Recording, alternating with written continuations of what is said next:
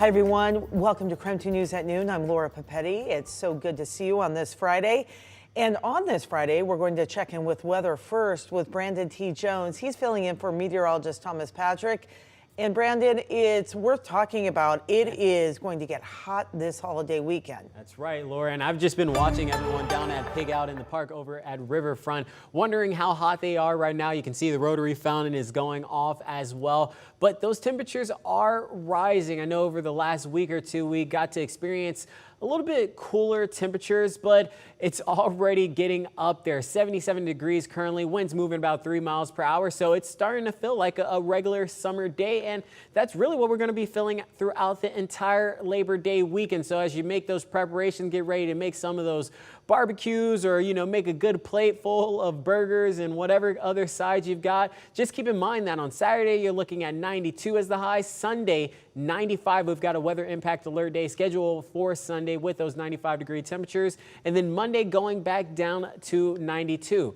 As for our surrounding temperatures as well, seeing a lot of those upper 70s right now on the map. St. Mary's, you started off earlier in the day in the 30s. You're officially now up to 79 degrees. Again, we're looking at a high somewhere in the mid to upper 80s today, likely hitting around 88 degrees before jumping into the 90s for tomorrow. So we'll have your full forecast just a bit later in the show.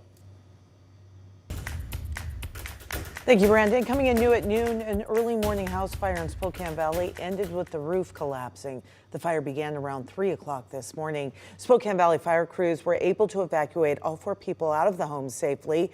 Crews were able to get them out before that roof collapsed. The fire was put out within the hour, and the family's cat, luckily, was found safe. The Spokane Valley Fire Department is reminding everyone to check their smoke alarms and have an escape plan in place. Yesterday, Brian Koberger was back in the Latah County courtroom. He is accused of killing 4 University of Idaho students in an off-campus home during the fall of 2022. The legal battle over a possible change of venue dragged into yet another day-long hearing.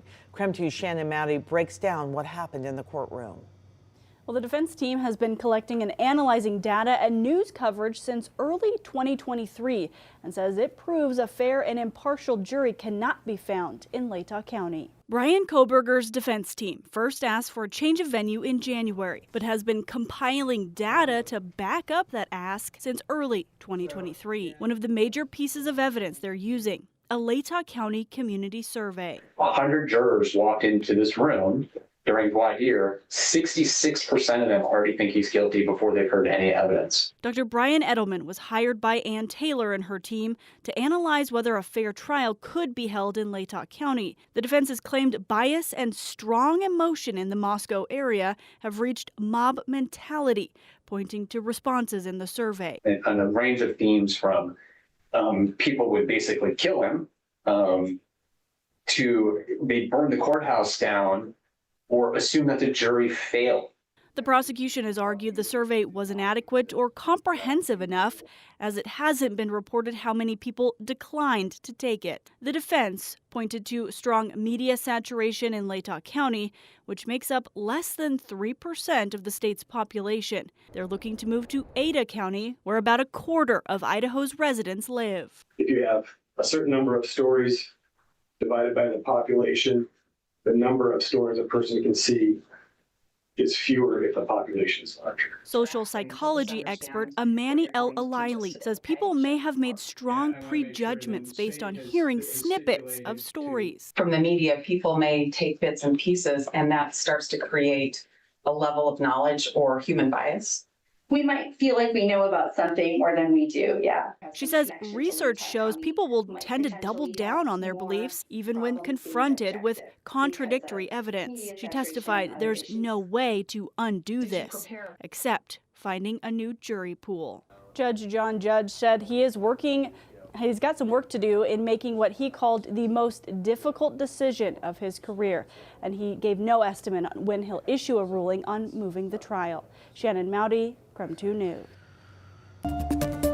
Washington Superintendent of Public Schools is asking school districts all across the state to update their cell phone policies. The goal is to reduce distractions for students. It is meant to support better mental health. And this comes as the Spokane School Board just voted for a new policy requiring all schools to be cell phone free during school hours. High schools will be allowed their phones, or students rather, will be allowed their phones during passing periods, lunch hours, and before and after school. Generally, we're leaning into the idea that districts can do what they want on lunch and before and after school and all that, but we really need them to lean into getting students more focused on each other and their educators in the classroom. The goal is to have updated policies across the state by the start of the 2025-26 school year.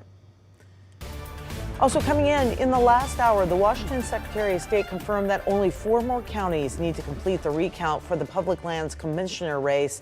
The race was separated by just 51 votes, which triggered the recount. Spokane County expected to finish hand recounting ballots last night. The Spokane County Auditor told us they had about 10,000 votes left to count when they started yesterday. And that means they've already sorted through 135,000 ballots since the recount started Monday morning. The Secretary of State said they expect the recount will be certified coming up by next Tuesday, September 3rd.